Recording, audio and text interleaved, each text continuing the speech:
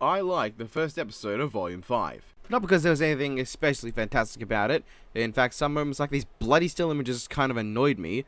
Also, they played the entire Volume 4 post-credits scene. But because it seems like things are actually happening. We already know that Team Ranger, Crow, and Yang are going after Raven. We know that Weiss is... and then we know that Blake... So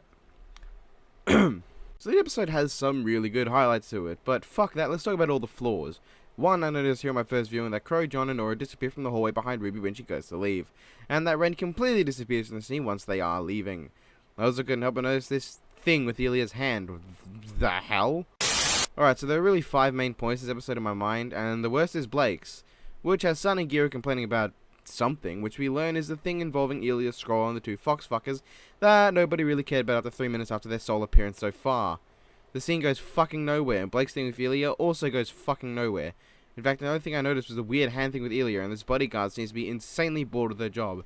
Oh, there's really gonna do for me, ma'am? Oh no, okay, bye-bye. The next least important thing is Weiss really having a scene for only 2 reasons. 1, to show that she cares about random people, and also so that Weiss fanatics like Astor can shut the fuck up. Even if he hasn't seen past Volume 2. But hey, this pilot is my new best friend because he just doesn't give a single fuck. Yang's scene is odd. While I like that she still has some PTSD, which seems to fit more in line with the explanation that she hasn't recovered, but just has a goal in front of her that she is pushing through issues to deal with, what doesn't really fit that is that she's going for Raven. Unless she's going to tell Raven to shut the fuck up and help RWBY and stuff, or this is all just a red herring, it just feels really out of character and also stupid. Admittedly not as stupid as everything between her grabbing Dickhead's wrist up to the guy giving her a drink. The slow motion punch seems to have absolutely no weight to it, the rubber bouncing bounce is fucking stupid, and it all really snapped away any immersion I had. Not to mention it just feels wrong. So while the whole hair thing might be acceptable when you're already in a fight or when it's against murderous fiends, punching a guy across the face just because he was reaching for your hair feels a little overkill.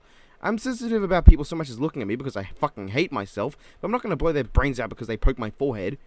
Oh, and apparently this drunken dingbat wants to help her, and I really hope he dies immediately, because I don't like this poverty edition of Crow.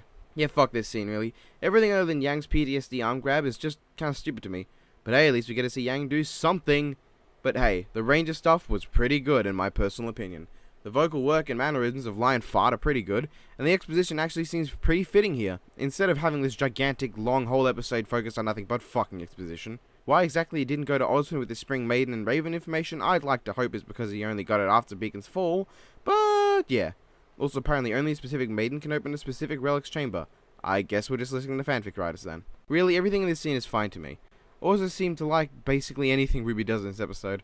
Oh, and Watts gets a voice line. Neat. Then the annoyingly long Crow and Oscar scene happened, which is about 1 minute and 40 seconds too long. I do like the scene after though, and really the stock footage does fit in admittedly, but it'd feel a lot less intrusive if it wasn't the end credits scene of Volume 4. Why exactly Crow got drunk afterwards when learning Oscar was Ozpin, I don't know.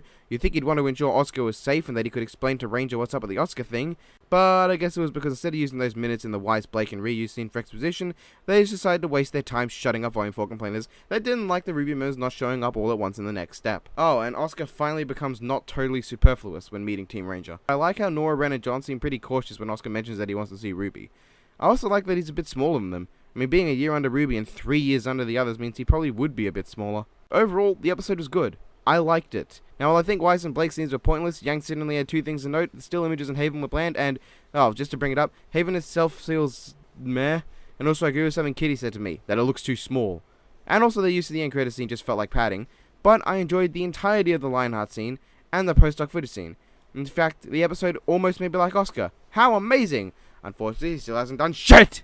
And bring up the intro, well, so far the song is my least favourite.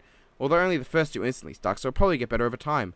Although I did listen to it about 18 times in a row, and all I could remember were the first 2 verses and the guitar and drum work in the first 25 or so seconds. That guitar riff after the first few lyrics was pretty freaking neat. But the animation, yeah, that's without a doubt my favourite. While I really like some of the symbolism in Volume 3 and enjoy the beautiful animation of Volume 4, I think that Volume 5's animation is amazing, and I love it so much. Although I am concerned with seeing the foxes in the opening, given the lack of them in Volume 4, despite them having a pretty memorable instance of this stance in front of a burning and glowing Adam face that made a lot of people I know go crazy wondering what they do. To be fair, only the Ranger vs. Grimpax and blah blah blah blah moments in the intro are absent in the volume. I'd like to think that Blake and Adam thing is symbolic of something to do with Blake's shitty character. I'm having faith that Oscar will get to do more training and hopefully be a gateway to us understanding Ozpin's abilities. On a side note, Ozpin has a Maya model.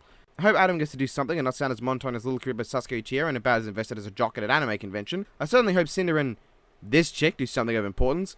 Also that Raven and Yang get to do stuff. I wouldn't mind seeing the Ilya and Super Miles Tail Prower brothers do something, and I very, very much do hope that Hazel v Nora and Ren and Yang vs Mercury gets to happen.